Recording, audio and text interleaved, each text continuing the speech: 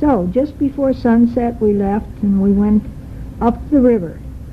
And this is a real long canoe, and he's got a motor at one end of it, and there's one up front pointing to him, telling him, go here, go there, because not so much for the river, but when you get on the lake, it's very shallow. It's like 3 feet deep, so he has to avoid certain sandbars and so forth. But along the river, the houses are all on the water. There's no streets. It's just waterways. It's like Venice. And there's water hyacinths all over. Of course, if you get them started growing, they're going to continue on forever. There's fishermen all over, fishing from their long canoes. They fish for the small silver fish. And at night, they put 3 big bamboos together, sticking up straight up, and they tie a light on one, and then they put fishing pole strings on the other, and they wait to see the bobbers bouncing up and down in their canoes, because the fish are attracted to the light, so they come. And this way they can fish during the day, but not in the afternoon. It's too hot, so they wait till evening. We stopped at one of the lake houses. It's not big. The whole place was about 10 by 14. And in that one house there was a mama and a woman, and then there was a younger woman, and then a younger, like teenager, and one baby, and there was 3 fishermen. And this was their lake workhouse.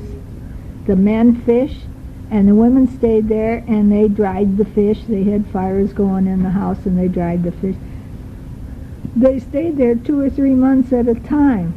They had a cord from the ceiling with a wire that, and they put this baby in the blanket or whatever it is, like a blanket, and then they tied it up to that thing, and it just bounced back and down, even with the movement of the water. And it kept the baby quiet. So they stayed there 2 or 3 months at a time, and then they had a house on land, see, and then they went there for a while, and then they'd come back again. I guess fish have terms too, when they're good and when they aren't. They made some tea and gave us sweet cakes, and then we went home. And when we went home, we saw the sun setting behind the mountains, and we saw lines and lines of geese by the hundreds coming in for night. Where we're at now, there's roosters crowing, and the dogs barking, and the muslin call at 4:30 in the morning. It sure wakes you up.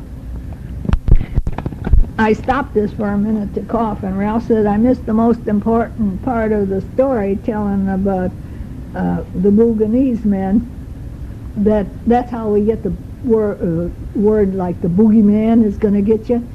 They are Boogies, and they were pirates, and they would attack people. They were fierce people in days beyond, but not anymore now. Or maybe they are, and we don't know about it. I don't know. So anyway, the rice terraces are beautiful. It's lovely, and they all have flags. We saw flags and flags and flags and scarecrows, but at the time I was looking, and it didn't look like scarecrows. It looked like people working. But then when we get closer, I saw what it was, just clothes with to scare the birds away.